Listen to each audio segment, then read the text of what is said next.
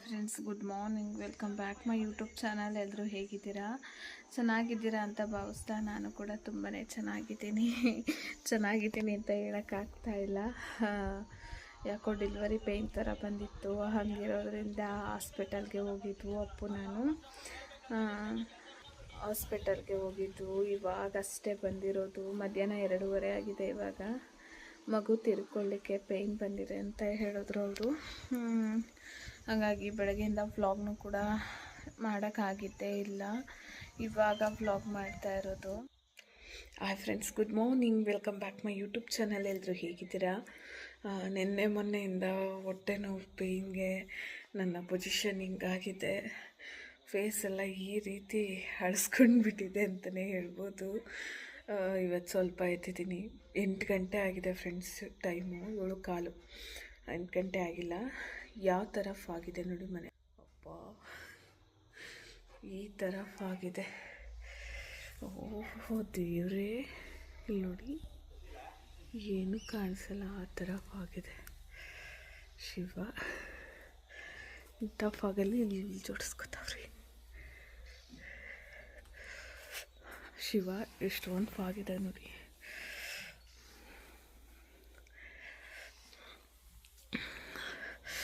ಇಷ್ಟು ಫಾಗಲ್ಲಿ ಹುಲ್ಲು ಎತ್ತಾಕಬೇಕಾ ಏನಂತ ಅರ್ಜೆಂಟು ಅಂತ ಕೇಳ್ಬೋದು. ಇನ್ನು ಡೆಲಿವರಿ ಪೇಯ್ನ್ ಬಂತಂದರೆ ಹಾಸ್ಪಿಟಲ್ಗೆಲ್ಲ ಹೋಗ್ಬೇಕಲ್ವಾ. ಮನೆ ಹತ್ರ ಹಿಂಗೆ ಹಾಕ್ಬಿಟ್ಟು ಹೋದರೆ ಗೆಜ್ಜಲು ಬರೋ ಚಾನ್ಸಸ್ ತುಂಬ ಇರುತ್ತೆ. ಹಾಗಾಗಿ ಗೆದ್ದಲು ಬಂತಂದರೆ ಅದು ಇನ್ನೇನಕ್ಕೂ ಬರೋಲ್ಲ, ವೇಸ್ಟಾಗಿ ಹೋಗ್ಬಿಡುತ್ತೆ. ಅದಾದ ಕಾರಣ ಹುಲ್ಲೆಲ್ಲ ಜೋಡಿಸ್ತಾ ಇರೋದು. ಇಲ್ಲ ಅಂದಿದ್ರೆ ಹುಲ್ಲು ಜೋಡಿಸ್ತಾ ಇರಲಿಲ್ಲ. ಸೊ ಇಷ್ಟೊತ್ತಿಗೆ ಹುಲ್ಲು ಜೋಡಿಸಿ ಪ್ರಯೋಜನವೂ ಇರಲಿಲ್ಲ. ಇಷ್ಟು ಫಾಗು ನಮ್ಮೂರಲ್ಲಿ ನಾನು ಇದೇ ಫಸ್ಟ್ ಅಂತ ಅನಿಸುತ್ತೆ ನೋಡ್ತಾ ಇರೋದು. 7 ಕಾಲಾದರೂ ಇಷ್ಟು ಫಾಗ್ನ ನೋಡಿ. ಎದ್ಬಿಟ್ಟು ಇವಾಗ ಬಂದಿದ್ದೀನಿ. ರಾತ್ರಿ ಎಲ್ಲ ಹೊಟ್ಟೆ ನೋವಿಗೆ ನಿದ್ದೆನೇ ಬಂದಿಲ್ಲ. ಬಟ್ ಕಾವ್ಯ, ನೀನು ಸ್ಟ್ರಾಂಗ್ ಆಗಿರಬೇಕು ಅಂತೇಳಿ ನಾನೇ ಧೈರ್ಯ ತಗೊತಾ ಇದ್ದೀನಿ. ಅಪ್ಪ ನೋಡಿ ಎಷ್ಟು ಫಾಗ್ ಬೀಳ್ತಾಯಿದೆ ಅಂತ. ಮಲ್ನಾಡು ಸೈಡಲ್ಲಿ ಫಾಗ್ ಬೀಳೋ ಥರ ಫಾಗ್ ಬೀಳ್ತಾಯಿದೆ ನಮ್ಮೂರಲ್ಲಿ ನೋಡಿ. ನಾನು ಆಚೆನೇ ಬಂದಿಲ್ಲ. ಎದ್ದು 1 ಅವರ್ ಮೇಲಾಗಿದೆ ಫ್ರೆಂಡ್ಸ್. ಬಟ್ ಒಳಗೇ ಕೂತ್ಕೊಂಡಿದ್ದೀನಿ. ನಾನು ನೋಡೇ ಇಲ್ಲ. ಅಪ್ಪು ಅಮ್ಮ ಸುಮ್ಮನೆ ಹೇಳ್ತಾವ್ರೆ ಅಂತ ಅಂದ್ಕೊಂಡಿದ್ದೀನಿ. ನೋಡಿದ್ರೆ ಸಿಕ್ಕಾಪಟ್ಟೆ ಫಾಗಿದೆ. ಇವಾಗ ಅವ್ರಿಗೆ ಬಿಸಿ ಬಿಸಿ ಟೀನ ಮಾಡಿ ಕೊಡಬೇಕು. ಪಾಪ ಚಳಿಲಿ ನಡುಕ್ತಾವ್ರೆ. ಇದು ನೆನಪಿದೆಯಾ? ನನ್ನ ಹಳೆ ವ್ಲಾಗಲ್ಲಿ ವಿಡಿಯೋಸಲ್ಲಿ ನೋಡಿರ್ಬೋದು. ನಂದು ನಮ್ಮನೇಲಿ ಇಟ್ಟಿದ್ದೆ ಕೃಷ್ಣ. ಅದೇ ಕೃಷ್ಣ ಇದು. ಅಲ್ಲಿ ಇಕ್ಕಕ್ಕೆ ಜಾಗ ಇಲ್ದಿರೆ ಕೊಟ್ಟು ಕಳಿಸಿದೆ. ಇವಾಗ ಟೀ ಮಾಡಬೇಕು, ಮಲಗಿರೋದು ಎತ್ತಾಕಬೇಕು. ಈ ಥರ ಸಾಕಷ್ಟು ಕೆಲಸ ಇದೆ. ಆಚೆ ಹೆಂಗೈತೆ? ಇಬ್ನಿ ಅಲ್ಲ, ಅದು ಫಾಗ್. ಅಪ್ಪ ಚಳಿ ಚಳಿ. ಮಲಗಿರೋ ಎತ್ತಾಕಮ್ಮ ಸಾಕು. ಏಯ್, ಮಲಗಿರೋ ಎತ್ತಾಕು ಮಗನೇ. ಫ್ರೆಂಡ್ಸ್, ಈ ಚಳಿಗೆ ಬಿಸಿ ಬಿಸಿ ಏನಾದರೂ ಟಿಫನ್ ಕೊಟ್ಟರೆ ಎಷ್ಟು ಚೆನ್ನಾಗಿರುತ್ತೆ ಅಲ್ವಾ? ಹಂಗಿರೋದ್ರಿಂದ 9 ಗಂಟೆ ಆದರೂ ಫಾಗ್ ಕಮ್ಮಿನೇ ಆಗಲಿಲ್ಲ. ಅದಾದಮೇಲೆ ಸರಿ ಸ್ವಲ್ಪ ಅವರೆಕಾಳಿತ್ತು. ಅವರೆಕಾಳು ಹಾಕ್ಬಿಟ್ಟು ರೈಸ್ ಬಾತ್ ಮಾಡೋಣ ಅಂದ್ಬಿಟ್ಟು ರೈಸ್ ಬಾತ್ ಕೂಡ ಮಾಡ್ತಾಯಿದ್ದೆ. ಅಮ್ಮ ಮಾಡಿರೋ ಅಕ್ಕಿ ಖಾಲಿಯಾಗಿತ್ತು ಅಂದ್ಬಿಟ್ಟು ನಾವಿಲ್ಲಿ ಊರಲ್ಲಿ ಡಿಪೋ ಅಕ್ಕಿನೇ ತಿನ್ನೋದು. ತುಂಬ ಏನು ಬಿಲ್ಡಪ್ ತೊಗೊಳ್ಳೋ ಅಂಥದ್ದು ಏನಿಲ್ಲ. ಸೊ ನಾವು ತಿನ್ನೋದು ಡಿಪೋ ಅಕ್ಕಿನೇ. ಬೆಂಗಳೂರಲ್ಲಿ ಅಂಗಡಿ ಅಕ್ಕಿ ತಿಂತಿದ್ವಿ, ಇಲ್ಲ ಅಂತಲ್ಲ. ಇಲ್ಲಿ ನಾವು ಡಿಪೋ ಅಕ್ಕಿನೇ ತಿನ್ನೋದು. ಹಂಗಿರೋದ್ರಿಂದ ಅಕ್ಕಿ ಕೂಡ ಅಮ್ಮ ಆರಿಸ್ಕೊಡ್ತಾಯಿದ್ರು. ನಾನು ರೈಸ್ ಬಾತ್ ಮಾಡಿ ಎಲ್ರಿಗೂ ಕೂಡ ಟಿಫನ್ ಕೊಡಬೇಕು ಅಂದ್ಬಿಟ್ಟು ಪಟ ರೈಸ್ ಬಾತ್ ಕೂಡ ಮಾಡ್ತಾಯಿದ್ದೆ. ಅವರೆಕಾಳು ಹಾಕಿ ರೈಸ್ ಬಾತ್ ಮಾಡಿರಿ ತುಂಬಾ ಚೆನ್ನಾಗಿರುತ್ತೆ. ಟೇಸ್ಟು ಅಷ್ಟೇ ಮಸ್ತಾಗಿರುತ್ತೆ.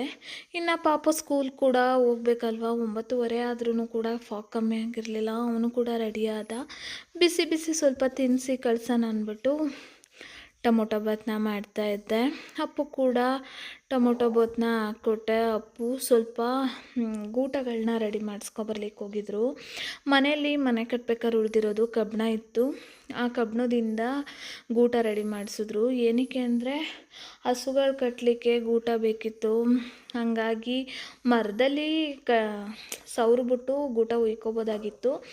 ಬಟ್ ಪದೇ ಪದೇ ನಾವು ಕಿತ್ತು ಆ ಕಡೆಯಿಂದ ಈ ಕಡೆ ಈ ಕಡೆಯಿಂದ ಆ ಕಡೆ ಉಯ್ತಾ ಇರ್ತೀವಲ್ವ, ಹಂಗಿರೋದ್ರಿಂದ ಹೋಗ್ಬಿಟ್ಟು ಗೂಟ ರೆಡಿ ಮಾಡಿಸ್ಕೊಬರ್ತೀನಿ, ನೀನು ಟಿಫನ್ ರೆಡಿ ಮಾಡು ಅಂತ ಹೇಳಿಬಿಟ್ಟು ಹೋಗಿದ್ರು. ಮತ್ತು ಅಪ್ಪು ಕೂಡ ಬಂದು ಟಿಫನ್ ಮಾಡ್ತಾಯಿದ್ದಾರೆ. ಅಮ್ಮ ಆಗಲೇ ಟಿಫನ್ ಎಲ್ಲ ಮಾಡಿಕೊಂಡು ಹಸು ಮೇಯಿಸ್ಲಿಕ್ಕೆ ಅಂತ ಕೆರೆಗೆ ಹೋಗಿದ್ರು. ಈಗ ಅಪ್ಪನ ಕಳಿಸ್ಬಿಟ್ಟು ಅಮ್ಮನ ಕರೆಸ್ಕೊತೀನಿ. ಇನ್ನು ದನ ಅಲ್ಲಿ ಬಿಟ್ಟು ಬರೋಕ್ಕಾಗಲ್ಲ ಫ್ರೆಂಡ್ಸ್. ಯಾವಾದರೂ ಸುಮ್ಮನೆ ಗುದ್ದಾಡೋದು ಹಿಂಗೆಲ್ಲ ಆಗ್ತವೆ ಅನ್ನೋ ಭಯಕ್ಕೆ ಬಿಟ್ಟು ಬರಲ್ಲ ಜಾಸ್ತಿ. ಅದಾದಮೇಲೆ ಅಪ್ಪು ಹೋದ್ಮೇಲೆ ಅಮ್ಮ ಮನೆಗೆ ಬಂದರು. ಮನೆಗೆ ಬಂದು ಅಮ್ಮ ಮಜ್ಜಿಗೆ ಮಾಡಿಕೊಡು ಅಂತ ಕೇಳಿದ್ರು. ಬಿಸಿಲಿದೆ ತುಂಬ, 12 ಗಂಟೆ 12:30 ಬೆಳಗ್ಗೆ ಅಷ್ಟು ಫಾಗಿತ್ತು. ಮಧ್ಯಾಹ್ನ ತುಂಬ ಉರಿ ಬಿಸಿಲಿತ್ತು. ಹಂಗಿರೋದ್ರಿಂದ ಅಮ್ಮ ಅಪ್ಪು ಕೈಯಲ್ಲಿ ಮೊಸರು ತರ್ಸೋಕೆ ಹೇಳಿದ್ರು. ಮೊಸರು ಕೂಡ ತರಿಸಿದ್ದೆ. ಮಜ್ಜಿಗೆ ಮಾಡಿಕೊಡು ಅಂತ ಕೇಳಿದ್ರು. ಸರಿ ಅಂದ್ಬಿಟ್ಟು ಮಜ್ಜಿಗೆ ಕೂಡ ಮಾಡ್ತಾಯಿದ್ದೆ. ಅಮ್ಮ ಅಪ್ಪು ತಂದಿಟ್ಟಿದ್ರಲ್ಲ ಗೂಟ, ನೆರಳಿರೋ ಜಾಗ ನೋಡಿ ನೋಡಿ ಸಪ್ಕೋಸ್ ಒಂದೊಂದು ದಿವಸ 1 ಗಂಟೆ ಆದರೂ ದನ ಬಿಡೋಕ್ಕಾಗಲ್ಲ, ದನ ಮೇಯಲಿಕ್ಕೆ ಬಿಟ್ಕೊಡ್ಲಿಕ್ಕಾಗಲ್ಲ. ಹಂಗಿರೋ ಕಾರಣ ಸ್ವಲ್ಪ 1-2 ಗಂಟೆವರೆಗೂ ನೆರಳು ಎಲ್ಲಿರುತ್ತೆ ಅಂತ ನೋಡಿ ಚೆಕ್ ಮಾಡಿ ಗೂಟ ಕೂಡ ಒಯ್ತಾಯಿದ್ರು. ಮಜ್ಜಿಗೆಗೆ ಈರುಳ್ಳಿ, ಕೊತ್ತಂಬರಿ, ಹಸಿರು ಮೆಣಸು ಎಲ್ಲನೂ ಹಾಕಿ ಕುಡಿದ್ರೆ ತುಂಬ ಚೆನ್ನಾಗಿರುತ್ತೆ. ಇಷ್ಟು ಬಿಸಿಲಿಗೆ ಚೆನ್ನಾಗಿ ಅನಿಸುತ್ತೆ. ಅದರಿಂದ ಅಮ್ಮಂಗೆ ಮಜ್ಜಿಗೆ ಕೂಡ ಮಾಡಿಕೊಟ್ಟು ಇನ್ನು ಕೆರೆಗೆ ಕಳ್ಸೋಣ. ಅಪ್ಪುಗೆ ಸ್ವಲ್ಪ ಕೆಲಸ ಇತ್ತು, ಅಪ್ಪು ಮನೆಗೆ ಬರೋದಿತ್ತು. ಹಂಗಿರೋದ್ರಿಂದ ಕೆರೆಗೆ ಕಳ್ಸೋಣ ಅಂದ್ಬಿಟ್ಟು ಅಮ್ಮಂಗೆ ಮಜ್ಜಿಗೆ ಕೂಡ ಮಾಡಿಕೊಟ್ಟೆ. ಈ ಥರ ಗೂಟ ಮಾಡಿಸ್ಕೊಂಡು ಬಂದು ಹಸು ಕಟ್ಟೋದ್ರಿಂದ ಅದು ನಮಗೆ ಲೈಫ್ ಸಿಗುತ್ತೆ. ಪದೇ ಪದೇ ಮಾಡಿಸೋ ಕೂಡ ತಪ್ಪೋಗುತ್ತೆ. ಅದು ಮಾಡಿಸಿ ಆದಮೇಲೆ ಇನ್ನು ಅಮ್ಮ ಸರಿ ಅಪ್ಪು ಬರ್ತಾರೆ ನಾನು ಹೊರಡ್ತೀನಿ ಅಂದ್ಬಿಟ್ಟು ಅಮ್ಮ ಕೂಡ ಮಜ್ಜಿಗೆ ಎಲ್ಲ ಕುಡಿದು ಕೆರೆಗೆ ಹೊರಡ್ತಾ ಇದ್ದಾರೆ. ಫ್ರೆಂಡ್ಸ್ ಮನೆ ಹತ್ರ ಅಮ್ಮ ಅಪ್ಪು ಹೋದ್ಮೇಲೆ ನನಗೆ ಸಾಕಷ್ಟು ಕೆಲಸ ಇರುತ್ತೆ. ಬೂಸ ನಿಲ್ಲಿಸೋದಾಗಿರ್ಬೋದು, ಸೊ ಹೀಗೆ ಮನೆ ಕಸ ಗುಡಿಸೋದಾಗಿರ್ಬೋದು, ಪಾತ್ರೆ ತೊಳೆಯೋದಾಗಿರ್ಬೋದು, ಮತ್ತು ಇನ್ನೇನಾದರೂ ಕರುಗೆ ಬೂಸ ಇಡೋದಾಗಿರ್ಬೋದು, ಈ ಥರ ಸಾಕಷ್ಟು ಕೆಲಸಗಳಿರುತ್ತೆ. ಆ ಕೆಲಸ ಮಾಡ್ತಾನೆ ನೋಡ್ತಾನೆ ಟೈಮ್ ಹೋಗೋದೇ ಗೊತ್ತಾಗಲ್ಲ. ಆ ಥರ ಆಗೋಗ್ಬಿಡುತ್ತೆ ನನಗೆ.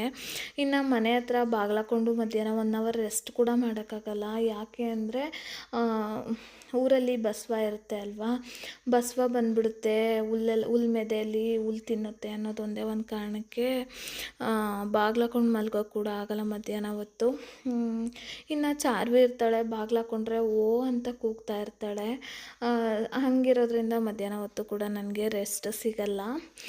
ಫ್ರೆಂಡ್ಸ್ ನಿಜವಾಗ್ಲೂ ನಾವು ಊರಿಗೆ ಬಂದಮೇಲೆ ಸಿಟಿ ಜೀವನಕ್ಕೂ ಇಲ್ಲಿ ಜೀವನಕ್ಕೂ ತುಂಬ ಚೇಂಜಸ್ ಆಗಿದೆ ಅಂತಲೇ ಹೇಳ್ಬೋದು. ಬೆಂಗಳೂರಲ್ಲಿ 9 ಗಂಟೆ ಆದರೂ ನನಗೆ ಬೆಳಕೆ ಆಗ್ತಿರ್ಲಿಲ್ಲ, 8:30 ಆದ್ರೂ. ಇವಾಗ ನಿಜವಾಗ್ಲೂ ಬೆಳಗ್ಗೆ 6 ಗಂಟೆ 6:30ಗೆಲ್ಲ ಬೆಳಕಾಗಿ ಹೋಗ್ಬಿಡುತ್ತೆ. ಸೊ ನನ್ನದೇ ಆದಂಥ ಜವಾಬ್ದಾರಿ ಕೆಲಸಗಳು ಜಾಸ್ತಿ ಆಗಿಬಿಟ್ಟಿದೆ. ಬೆಳಗ್ಗೆ ಎದ್ದು ಕಾಫಿ ಮಾಡೋದಾಗಿರ್ಬೋದು, ಟಿಫನ್ ಮಾಡೋದಾಗಿರ್ಬೋದು, ಈ ಥರ ಸಾಕಷ್ಟು ಕೆಲಸಗಳಿರುತ್ತೆ. ಅದಾದಮೇಲೆ ಅಮ್ಮ ಕೂಡ 4 ಗಂಟೆಗೆಲ್ಲ ಹಸು ಹೊಡ್ಕೊಂಡು ಬಂದುಬಿಡ್ತಾರೆ. ಹಾಲು ಕರೀಲಿಕ್ಕೆ ಟೈಮ್ ಸಾಕಾಗಲ್ಲ ಅಂದ್ಬಿಟ್ಟು ಹಸು ಕೂಡ ಹೊಡ್ಕೊಂಬಂದರು. ಅಪ್ಪು ಮತ್ತು ಅಮ್ಮ ಹುಲ್ ಮೆದೆ ಹಾಕಿದ್ದು ಸ್ವಲ್ಪ ಅದು ಇದು ಕೆಲಸ ಇತ್ತು, ಅದು ಕೂಡ ಮಾಡ್ತಾಯಿದ್ರು. ಇನ್ನು ಹಾಲು ಕರ್ಕೊಳ್ಳೋಕೆ ಟೈಮ್ ಆಗುತ್ತೆ ಅಂದ್ಬಿಟ್ಟು ಅವ್ರವ್ರದ್ದೇ ಕೆಲಸದಲ್ಲಿ ಅವ್ರವ್ರು ಬ್ಯುಸಿಯಾಗಿ ಹೋಗ್ತಾರೆ. ಸ್ವಲ್ಪ ಮೆಣಸಿನ್ಕಾಯಿ ಕೂಡ ಎತ್ತಿಡೋ ಕೆಲಸ ಇತ್ತು, ಅದು ಕೂಡ ಎತ್ತಿಟ್ಬಿಟ್ರೆ ಒಣಗಿತ್ತು.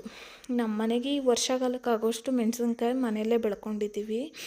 ಸರಿ ಇನ್ನು ಎತ್ತಿಟ್ಬಿಡೋಣ, ಇಬ್ನಿಗೆ ಎಲ್ಲ ವೈಟಿಗೆ ಆಗ್ತವೆ. ರಾತ್ರಿ ಹೊತ್ತು ಇಬ್ನಿಲಿ ಬಿಡಬಾರ್ದು ಮೆಣಸಿನ್ಕಾಯ. ಹಂಗಿರೋ ಕಾರಣ ಎತ್ತಿಟ್ಬಿಡೋಣ ಅಂದ್ಬಿಟ್ಟು ಟೆರಸಿಗೆ ಬಂದಿದ್ದೆ. ಚಿನ್ನು ಕೂಡ ಬಂದ. ನಿನ್ನ ಜೊತೆ ಸ್ವಲ್ಪ ಹೊತ್ತು ಆಟಾಡ್ಕೊತೀನಿ ಮಮ್ಮಿ, ನೀನು ಮೆಣಸಿನ್ಕಾಯಿ ಎತ್ತಿಡು, ನಾನು ಆಟಾಡ್ತೀನಿ ಅಂತ. ಸರಿ ಅಂದ್ಬಿಟ್ಟು ಗೋಲಿಯಲ್ಲೇ ಆಟಾಡ್ತಾಯಿದ್ದ. ನಮ್ಮ ಚಿನ್ನು ಆಡೋದೆಲ್ಲ ನಂಗೆ ನೋಡ್ತಾ ಇದ್ದರೆ ನನಗೆ ನಮ್ಮ ಚಿಕ್ಕ ವಯಸ್ಸಿನ ಮೆಮೊರಿನೇ ನೆನಪಾಗ್ತಾ ಇರುತ್ತೆ.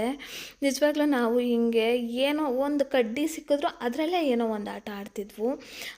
ಒಂಥರ ಚೆನ್ನಾಗಿತ್ತು ನಮ್ಮ ಚೈಲ್ಡ್ಹುಡ್ಡು ಲೈಫ್ ಸ್ಟೈಲು. ಇವಾಗ ಅಮ್ಮ ಸರಿ ಹಾಲೆಲ್ಲ ಕರೆದು ಕೊಟ್ಟಾದಮೇಲೆ ಇನ್ನು ಹುಲ್ ಮೆದೆ ಸುತ್ತಲೂ ಬಿದ್ದಿರೋ ಹುಲ್ಲನ್ನೆಲ್ಲ ಆಯ್ಕೋತಾ ಇದ್ದರು. ಸರಿ ಆಯ್ದು ಎತ್ತಿಕ್ಬಿಟ್ರೆ ಕ್ಲೀನಾಗಿ ಹೋಗ್ಬಿಡುತ್ತೆ, ಇನ್ನು ಪೇಯ್ನ್ ಬಂತಂದರೆ ಹಾಸ್ಪಿಟ್ಲಿಗೆ ಹೋದರೆ ಹುಲ್ಲೆಲ್ಲ ಗೆದ್ಲು ತಿಂದೋಗುತ್ತೆ, ವೇಸ್ಟ್ ಆಗುತ್ತೆ ಅನ್ನೋ ಕಾರಣಕ್ಕೆ. ಫ್ರೆಂಡ್ಸ್, ನನ್ನ ಬೆಳಗಿಂದ ಸಾಯಂಕಾಲ 6 ಗಂಟೆವರೆಗೂ ರೂಟೀನ್ ಹೀಗಿತ್ತು. ಸಿಗ್ತೀನಿ ನಾಳೆ ಹೊಸ ವ್ಲಾಗ್ ಜೊತೆ. ಅಲ್ಲಿವರೆಗೂ ಟೇಕ್ ಕೇರ್, ಬಾಯ್.